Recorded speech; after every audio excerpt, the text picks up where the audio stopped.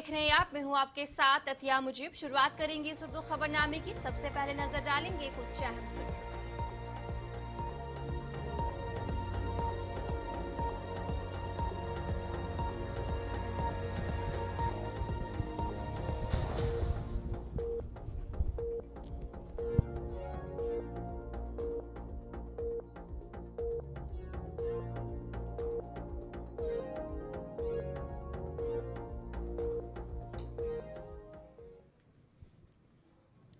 तो चलिए थी कुछ अहम सुर्खियां। अब दीगर खबरों की तरफ भी रुख करेंगे, जहां पर शुरुआत करेंगे बड़ी खबर के साथ। एक सड़क हादसा जो है वो पेश आया है। श्रीनगर जम्मू नेशनल हाईवे पर एक सड़क हादसा पेश आया है। बैटरी चश्मा के मुकाम पर ये सड़क हादसा पेश आया है, जो जानकारी सामने आ रही है। और इस हादसे में 2 अफराद की जान चली गई है। और बताया जा रहा है कि एक ट्रक जो है गहरी खाई में जाकर गिर जाता है, हादसे का शिकार हो जाता है। और 2 अफराद जो इसमें सवार थे उनकी मौत वाकया हुई है, जो जानकारी सामने आ रही है। बैटरी चश्मा के मुकाम पर यह सड़क हादसा पेश आया है, जिसमें से 2 लोगों की जान भी चली गई है। और तस्वीरें भी दिखाने की कोशिश कर रहे हैं आपको कि यहाँ पर जो सड़क हादसा है, बैटरी चश्मा के मुकाम पर ये सड़क हादसा पेश आया है। और ये जो ट्रक था वो गहरी खाई में जाकर हादसे का शिकार हो जाता है, और जिसके नतीजे में जो 2 अफराद हैं उनकी जान चली जाती है।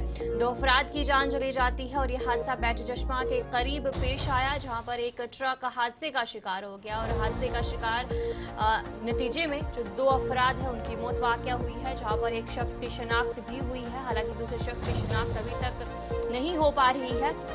यासिर इम्तियाज के नाम पर एक शख्स की शिनाख्त हुई है, जो कि बारामूला का रिहायशी बताया जा रहा है। इसके अलावा एक गैर शनाख्त शुदा शख्स भी हादसे में हलाक हो गया है, जिसकी शिनाख्त अभी तक नहीं हो पाई है।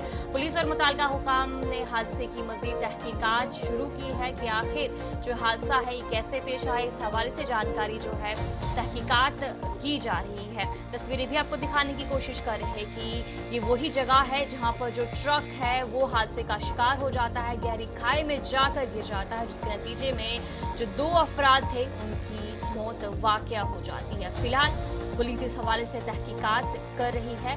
और श्रीनगर जम्मू नेशनल हाईवे पर यह सड़क हादसा पेश आया है, और बैटरी चश्मा के मुकाम पर ये सड़क हादसा पेश आता है, जब एक ट्रक गहरी खाई में जाकर गिर जाता है। और आखिर क्या कुछ अपडेट है, इस हवाले से हम जानकारी लेंगे। हमारे साथ हमारे नुमाइंदे नदीम इकबाल ज्वाइन कर चुके हैं। नदीम, बताएगा क्या कुछ जानकारी इस हवाले से? इस वक्त हम देखें, क्योंकि बैटरी चश्मा रामबन के मकाम पर जहां रात देर गए एक ट्रक हादसे का शिकार हुआ था, और वहां पर रेस्क्यू ऑपरेशन इस वक्त Jammu Kashmir police, Ramban traffic police, Ramban SDRF civil क्यावाटी और हिमालयन क्यावाटी की तरफ से चलाया जा रहा है, जहां पर अभी तक 2 डेड बॉडीज रिकवर की गई है। और बताया जा रहा है कि दोनों जो डेड बॉडीज हैं सगे 2 भाई हैं, जिनमें एक का नाम यासिर इम्तियाज है और दूसरे का नाम दानिश इम्तियाज है, जो बारामूला श्रीनगर के रहने वाले हैं। यासिर खान इनकी जो है पेरेंट एज बताई जा रही है। हालांकि अभी भी रेस्क्यू ऑपरेशन चल रहा है और गाड़ी के जो नंबर का है वो भी पता लगा लिया गया है। जिस तरह से गाड़ी के नंबर की बात करें, JK04E9110, ये जो ट्रक का नंबर है। और यहाँ एक तरफ हम देखें, क्योंकि सड़क हादसा और इंसानी जानों का इस तरह से जाया होना, ये चीजें रामबन के अंदर हम देख रहे हैं कि जो सड़क हादसा का खूनी रक्स है वो हमें आए रोज देखने को मिलता है। कल शाम भी हमने देखा कि सब डिवीजन रामसू के परिस्तान इलाके में एक जो है गाड़ी हादसे का शिकार हुई, जहां पर एक नौजवान ने अपनी जान गंवाई। तो कुल मिलाकर यहाँ से हम कहें कि सड़क हादसा एक तरफ और दूसरी तरफ traffic awareness, traffic safety week, इस तरह के जो तमाम चीजें, जो इवेंट सरकार की जानिब से चलाए जा रहे हैं, अवेयरनेस क्रिएट की जा रही है, लेकिन उसके बाद भी सड़क हादसा हो रहे हैं। तो कहीं न कहीं ये लम्हा फिक्र है सरकार के लिए, इंतजामिया के लिए और कंसर्न डिपार्टमेंट्स के लिए कि सड़क हादसा पर रोक लगाने की कोशिश करें। और जिस तरह से हम कहें, क्या कुछ बताया जा रहा है किस वजह से सड़क हादसा पेश आया, इस हवाले से कोई जानकारी? देखिए, अभी तक हम ये तो कह नहीं सकते कि सड़क हादसा किस वजह से हुआ है, लेकिन मैं आपको ये चीज जरूर याद दिला दूं, क्योंकि अगर हम गुज़श्ता साल की बात करें और माह सियाम में एक सड़क हादसा जो सेम जगह पे हुआ था बैटरी चश्मा के आसपास में, और हमने देखा वहां पर लगभग 9 से 10 लोगों ने अपनी जान गंवाई थी। तो कुल मिलाकर ये चीज कहे हम कि जिस तरह से हम देख रहे हैं कि सड़क हादसा अक्सर हमें इस डेस्टिनेशन पर, इस स्पॉट पर देखने को मिल रहा है, खासकर रामसू और रामबन के बीच, या फिर टुवर्ड्स अगर हम बानीहाल शेरबी वाले इलाके में जाए तो इस इलाके में हम सड़क हादसा काफी देखते हैं। तो सरकार को कुछ इस तरह के स्टेप्स लेने चाहिए क्रैश बैरियर्स इस तरह के वहां पे बनाए जाने चाहिए ताकि जो गाड़ियां हैं हादसे का शिकार न हो। इससे पहले हम मंकी मोड़ की बात करें, वहां पर जब एक्सीडेंट हुआ था तो लगभग 9 या 10 दिन के बाद 3 डेड बॉडीज को रिकवर किया गया था वहां पे। तो 9 दिन तक कंटिन्यूसली रेस्क्यू ऑपरेशन चलता रहा था। तो ऐसे मकामात को सड़क हादसा एक तरफ ठीक है, ये तो हम सारी चीजें दिखा रहे हैं कि हाँ जी सड़क हादसा हुए, फिर उसके बाद इंसानी जाने भी जाया हुई, लेकिन अब सरकारी तौर पर इन हादसा को कम करने के लिए क्या किया जा रहा है, इस बारे में सरकार को ध्यान देना चाहिए, इंतजामिया को ध्यान देना चाहिए, ताकि आने वाले वक्त में जो इंसानी जाने हैं उन्हें तहफ़्फ़ुज़ फराहम किया जाए और सड़क हादसा पर रोक लगाई जा सके। जी अतिया। जी चलिए, बहुत बहुत शुक्रिया नदीम जानकारी देने के लिए। हमारे नुमाइंदे रामबन से नदीम इकबाल आपको जानकारी दे रहे थे इस हवाले से। तो चलिए अब आगे बढ़ जाएंगे, अगली खबर की तरफ रुख करेंगे। श्रीनगर करगिल शाहराह के हवाले से आपको अपडेट देंगे, जहां पर 11 से 13 जनवरी तक ट्रैफिक जो है वो मुअत्तल रहेगा। जो जानकारी सामने आ रही है, खराब मौसमी सूरत हाल और मरम्मती काम के पेश नजर ये फैसला लिया गया है। 13 जनवरी को पीएम मोदी भी जेडमो टनल का इफ्तिताह कर सकते हैं, जहां पर बताया जा रहा था कि 13 जनवरी को पीएम मोदी दौरा कर सकते हैं और साथ ही साथ जो जेडमो टनल है उसका भी इफ्तिताह उनकी तरफ से किया जा सकता है। 11 से 13 जनवरी तक श्रीनगर करगिल शाहराह पर जो ट्रैफिक है वो मुअत्तल रहने वाला है। खराब मौसमी सूरत हाल के पेश नज़र फैसला लिया गया है, जहां पर वहां पर काम भी चल रहा है। और ये भी बताया जा रहा है कि जो वज़ीर-ए-आज़म नरेंद्र मोदी है वो भी वहां पर 13 जनवरी को पहुंच सकते हैं और जेडमो टनल का भी इफ्तिताह कर सकते हैं। श्रीनगर करगिल शाहराह पर खराब मौसमी सूरत हाल और मरम्मत के पेश नज़र जो ये फैसला लिया गया है, 11 से 13 जनवरी तक ट्रैफिक मुअत्तल रह सकता है। वज़ीर-ए-आज़म नरेंद्र मोदी 13 जनवरी को श्रीनगर सोनामर्ग हाईवे पर जो जेडमो टनल है 6.4 किलोमीटर लंबी जेडमो टनल का इफ्तिताह भी कर सकते हैं, जो जानकारी सामने आ रही है। और इस शाहराह की बात करेंगे तो बताया जा रहा है कि खराब मौसमी सूरत हाल के पेश नज़र करगिल शाहराह पर जो ट्रैफिक है उसे मुअत्तल कर दिया गया है। और ये भी बताया जा रहा है कि 14 जनवरी को मौसम सूरत हाल के देखते हुए शाहराह पर ट्रैफिक को चलने की इजाज़त दी जाएगी। और ये भी बताया जा रहा है जो भी मुसाफिर है, सयाह हैं और ड्राइवर्स हैं, उन सभी से अपील की गई है कि इस शाहराह पर सफ़र करने से पहले मुताल्लिका हुकाम के साथ राब्ता ज़रूर कायम करें। और जिस तरीके से हाल ही में बर्फबारी हुई थी, जिसके बाद जगह जगह पर फिसलन होने की वजह से इस तरह का फैसला लिया गया है। फिलहाल ट्रैफिक को मुअत्तल कर दिया गया है, ट्रैफिक को आने जाने की इजाज़त नहीं दी जा रही है और साथ ही साथ मरम्मती काम भी वहां पर चल रहा है, जिसके पेश नज़र जो ये फैसला है वो लिया गया है। 11 से 13 जनवरी तक जो ट्रैफिक है वो बंद रहने वाला है, मुअत्तल रहने वाला है। और 13 जनवरी को पीएम मोदी भी वहां पर पहुंचेंगे जो मुतवक्का है और जेडमो टनल का इफ्तिताह भी वो कर सकते हैं। श्रीनगर करगिल शाहराह पर खराब मौसमी सूरत हाल और मरम्मत का काम वहां पर चल रहा है और साथ ही साथ वज़ीर-ए-आज़म नरेंद्र मोदी भी वहां पर पहुंच सकते हैं।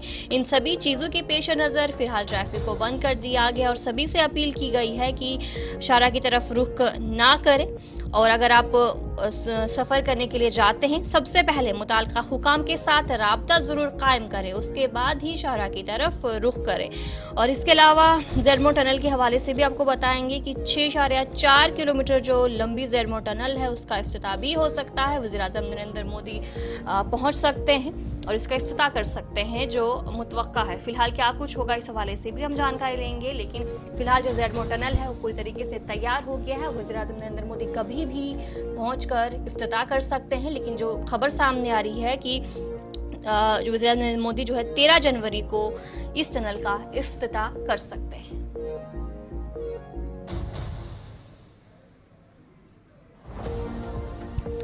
जहां पर श्रीनगर करगिल शाहराह के हवाले से आपको जानकारी दे रहे हैं कि 11 से 13 जनवरी तक ट्रैफिक मुअत्तल रहने वाला है। खराब मौसमी सूरत हाल के पेश नज़र जो फैसला लिया गया है, इसी पर हम जानकारी लेंगे। हमारे साथ सलीम वानी ब्यूरो चीफ श्रीनगर से ज्वाइन कर चुके हैं। सलीम जी, बताएगा कि जहां पर ट्रैफिक मुअत्तल करने का फैसला लिया गया है, क्या कुछ अपडेट है इस वक्त?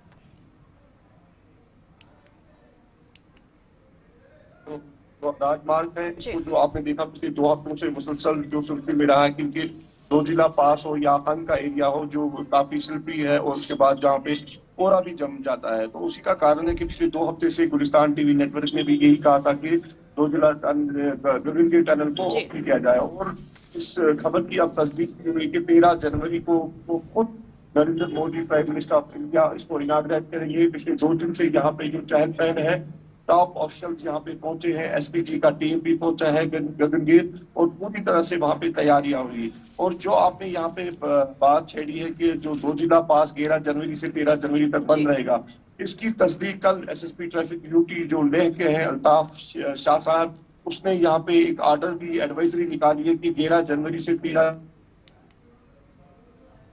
जिला पास को बंद किया जाएगा दोनों तरफ से। चाहे आप सोनमर्ग से दराज जाना होगा, चाहे आपको मिनीमर्ग से सोनमर्ग आना है, किसी भी गाड़ी को एलो नहीं किया जाएगा। आपने देखा कल ही शाम को एक अलमनाक हादसा हुआ था हंग एरिया में। वही कारण है कि टनल को अभी जब बंद रहा था, पिछले 2 सालों से यही गुहार लगा रहे थे लोग कि टनल को खोल दिया जाए। लेकिन अब 2 दिन का इंतजार है तो सोनमर्ग 12 महीने खुला रहेगा। लेकिन जोजिला 13 जनवरी से बंद रहेगा। लेकिन आज से ही जो एडवाइजरी आ रही है, आपको जब जोजिला का सफर करना है, आपको ट्रैफिक चाहे आप श्रीनगर कश्मीर से जाना होगा तो एसएसपी ट्रैफिक रूरल कश्मीर से आपको जो ट्रैफिक यूनिट है उनके साथ आपको राब्ता करना है। AYSP ट्रैफिक गांधरबल जो उनके साथ राब्ता कायम करना है। चाहे आपको जोजिला से नीचे आना है तो करगिल का आपको पोस्ट कांटेक्ट करना है।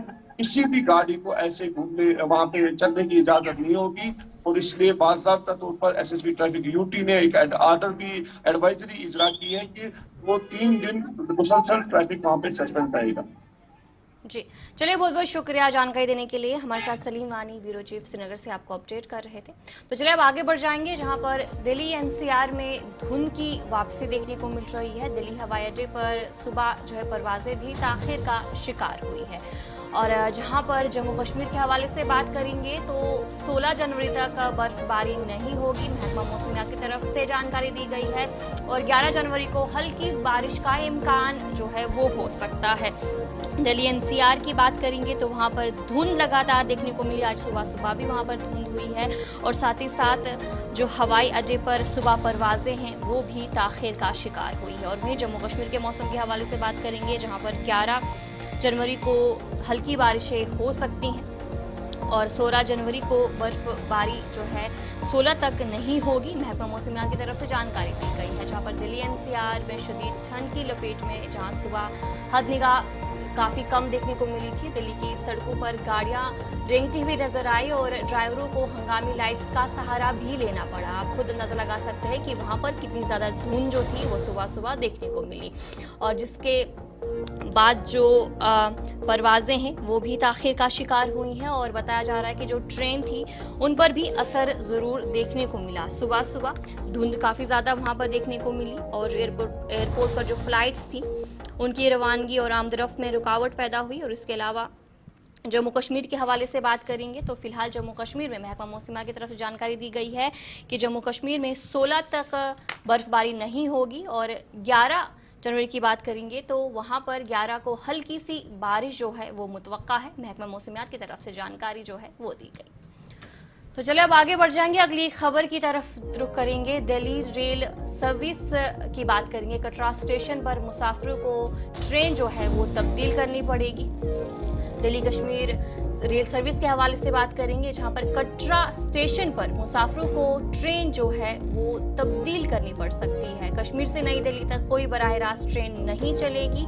रेलवे हुकाम ने सिक्योरिटी खदशात का हवाला दिया। उनकी तरफ से कहा गया कि कटरा स्टेशन पर जो मुसाफिरों को ट्रेन है वो तब्दील करनी पड़ सकती है।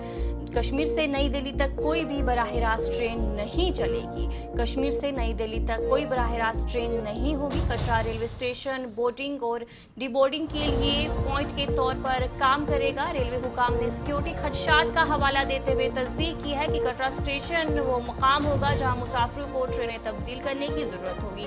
रेलवे ने वंदे भारत के इनकाब का शाये की, जो खास तौर पर जम्मू कश्मीर में सर्दियों के लिए डिजाइन किया गया है। कटरा श्रीनगर रूट के लिए कश्मीर से नई दिल्ली तक कोई सीधी ट्रेन नहीं चलेगी।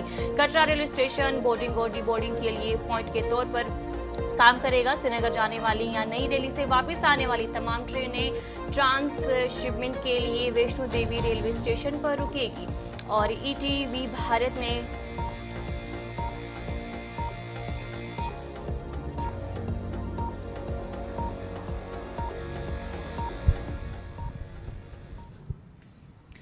तो चलिए अब आगे बढ़ जाएंगे। जनूबी कस्बा तराल में हालिया महीनों में मनफी दर्जा हरारत की वजह से तारीखी आरिपल का चश्मा 90% खुश्क हो चुका था, जो कई वाटर सप्लाई स्कीमों के लिए पीने के पानी का अहम जरिया था। इस चश्मे के खुश्क होने से कई इलाकों में पानी की कमी पैदा होगी। सूरत हाल के पेश नजर महकमा जल शक्ति मुतासरा इलाकों में टैंकरों के जरिए पानी फराहम कर रहा है ताकि आवाम को कोई परेशानी ना हो। और वहीं पर assistant executive engineer Tral Gauhar Ahmad ने बताया कि मजीद मुतासरा इलाकों को पानी की फराहमी के लिए आरिपाल के चश्मे में मौजूद वाटर सप्लाई पाइपों की सतह को कम किया जा रहा है ताकि बाकी इलाके में पानी की कमी ना हो। उन्होंने लोगों से दरख्वास्त की है कि पानी का इस्तेमाल एहतियात से करें ताकि मुश्किल वक्त में किसी भी किस्म की परेशानी का सामना ना हो। सबसे पहले मैं आपको ये बताऊंगा कि मतलब इन जनरल हम आज देख रहे हैं कि हमारे हालात क्या हैं। जो हमारा रिजर्व थे, वाटर रिजर्व थे, वो 95% तक डिप्लीट हो चुके हैं। बिकॉज ऑफ आप देखेंगे पहले ड्राई स्पेल था, ड्राई स्पेल के बाद हमारा विंटर, हार्श विंटर आ गया, माइनस टेम्परेचर हो गया। इसकी वजह से हमारी वाटर बॉडीज फ्रीज हो गई। एज ए रिजल्ट मैं आपको बोल रहा हूँ कि जो हमारा सबसे बड़ा रिजर्व था वो आरिपल नाला है, आप सबको पता है, वो 95% डिप्लीट हुआ है because of the present circumstances. तो अभी तक हम मिटिगेट कर रहे थे कि हम टैंकर यूज़ कर रहे थे। We are hiring without any allotment, अपने आउट ऑफ टर्न हायर किए, क्योंकि हमारे पास एक छोटा टैंकर है। हमने एडिशनल एक ट्रैक्टर माउंटेड टैंकर हायर किया है और हम मिटिगेट कर रहे हैं लोगों को। तो मतलब जहाँ तक हम पहुँच सकते हैं हम वो काम कर रहे हैं और लोगों की मतलब जो भी ये प्रॉब्लम्स है वो सॉल्व कर रहे हैं। अब ये मेन हमारा कल विजिट हुआ आरिपल, जहाँ हमने तहसीलदार आरिपल साहब के साथ भी डिस्कस किया और वहाँ पर लोकल गवर्निंग बॉडी थी और फिशरीज भी प्रेजेंट थे। तो इन दैट इवेंट हमने क्या किया कि we have decided to lower down the pipe, जो आरिपल का सप्लाई जो कर रही है वो पाइप, क्योंकि अभी जो है सर्कमस्टांसेस ये है कि पानी पाइप के बहुत नीचे आ रहा है और पाइप सफाई नहीं कर रही है, वो ड्रा डाउन नहीं कर रही है पानी को। तो हमने कोशिश की कि हम एक आउट ऑफ टर्न उस पाइप को ड्रा नीचे करें लेवल से, ताकि थोड़ा सा सप्लाई तो रेस्टोर हो सके। और अल्लाह ताला की मेहरबानी की वजह से आज हमने वो काम शुरू किया है और मुझे लगता है इंशाल्लाह ताला विद इन 4-5 डेज थोड़ा सा उसमें रेस्पाइट मिले। आपको पानी को थोड़ा रिजर्व जुडिशियसली यूज़ करना है, कम यूज़ करना है। इंशाल्लाह ताला विद इन 15 डेज जो हमारा नॉर्मल ट्रेंड रहता है, बाई फरवरी 15 आरिपल नाला खुद ही रिजेन्युएट होता है, पानी खुद ही।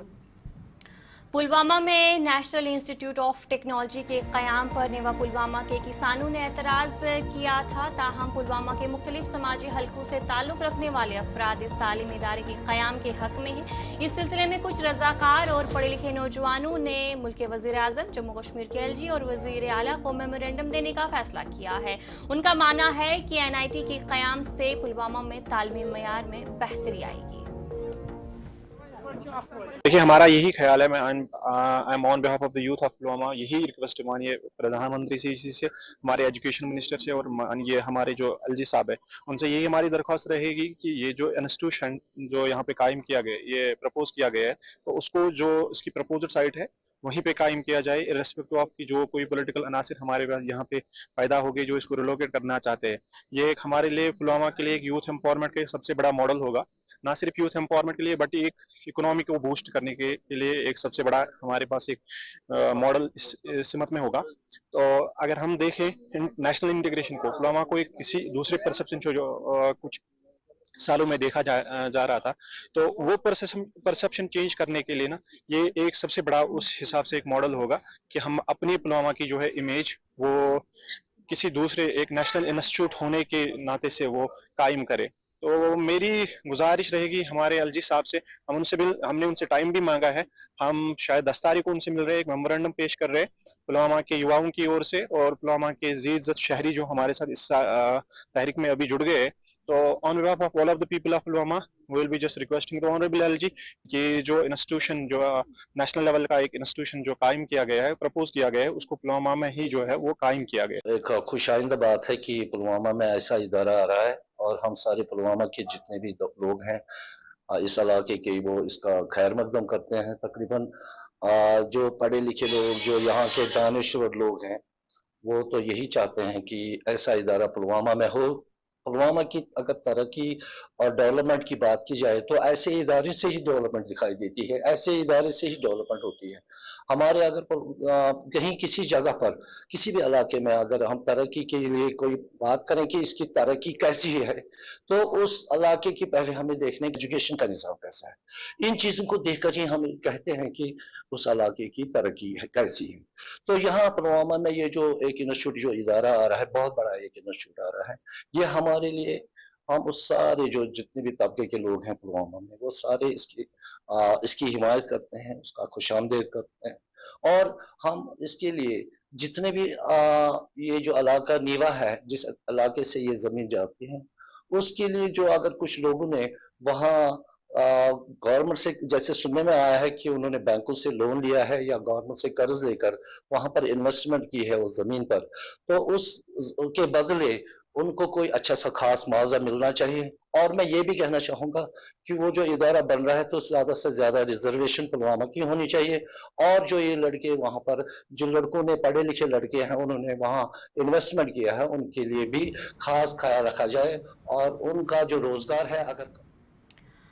तो चलिए अब आगे बढ़ जाएंगे, जहां पर शहर श्रीनगर और दीगर इलाकों के लोगों ने बिजली में इजाफे चार्जेस पर तशवीश का इजहार किया है। उनकी तरफ से कहा जा रहा है कि ये गरीब लोगों के साथ नाइंसाफी है। उन्होंने कहा कि गरीब लोग बिजली का बिल अदा करने से कासिर हैं। उन्होंने कहा कि हुकूमत को मुफ्त बिजली और मुफ्त गैस की सहूलियात जिले कलान में ही देनी चाहिए ताकि लोगों को मुश्किलात का सामना न करना पड़े। वाद करो यमो गवर्नमेंट करो वाद 1 यूनिट दिमो मुफ्त वुच अगर ये वंदस में तरह चिले कलानसी मज तरहान बेहतर तो अफजल गया रेत काल यूत जरूरत कह वनकन वंदस मज गरीब रेड वोल मजूर बिहत बिहत यह सोचन मुलाजिम योत सारी ये गुरबत वार तुम वो यप त्रो नजर पटरी पे कत लड़के बिहत परमिट लिखित बिहत यप त्रो नजर पटरी पे कत लड़के परमिट लिखित ग्रेजुएट तम हेर ते परमिट तम पे रपये 500 ज़ाना या 400 ज़ाना ज्यादा ज़ाना अमिस कोत नफा अगर वनकन गवर्नमेंट तुहद वसादत करान मेहरबानी कर तुम अगर वनो ये गैस दिमो मुफ्त यह सा ये दिमो पावर दिमो 2 यूनिट यह तुम रेत काल दियो रेत काल अमिस जरूरत यीचा कह ती दो मेहरबानी कर वनी अगर तुम कुन पे चलान छू मगर अत पे करो कम अज कम अगर मरकज से बना अगर आप बाकी तुम तक 5 नश त्रो यम दल दल कटो गरीब कौम कुन पे। अस्सलाम वालेकुम। देखिए, हमें पहले ही अंदाज़ा था जब स्मार्ट मीटर का यहाँ मसला उठा तो बड़े सोच समझ के हमने ये फैसला लिया था कि हामी बदली थी कि स्मार्ट मीटर लगा दीजिए, क्योंकि आर्टिफिशियल इंटेलिजेंस का ज़माना पहुँच चुका है, डिजिटलाइजेशन हर साइड से चल रही है। तो उसके बाद हमने सोचा था कि हमें एक सहूलियत मिलेगी, हमें 24 घंटे लाइट रहेगी जो हमारे पास अभी तक नदारत है। और सबसे बड़ी बात यहाँ देखनी पड़ेगी कि जो हम सोच रहे थे कि इससे कंट्रोल में रहेगा, हर कोई चीज़ का टैरिफ कंट्रोल में रहेगा, लेकिन बदकिस्मती की बात है अभी हाल में ही यहाँ हवा कदल की मैं बात कह रहा हूँ, 1 महीने का 23,823 रुपये बिल आया है। ऐसा कौन सा उनके पास ऐसा गैजेट चल रहा होगा घर में जो 23,000 का बिल, उन्होंने वहां पर फिर चक मीटर लगाए, उन्होंने कंप्लेंट की। गरीब ज्यादा गुरबत तुझ बिजली सत गई ज्यादा तबाही, बिजली कर खत्म ये क्या कसा आज तक वोचमुत वनकस वुचान दौर इन वल नसल तम ग खत्म गुरबत सत क्या तिमन गो जुल्म ग तिमन तम हेकन पर्वत पढ़ित वरित हे कह वन क्या बाकी ब्रोट पकित ये दह खुद दह।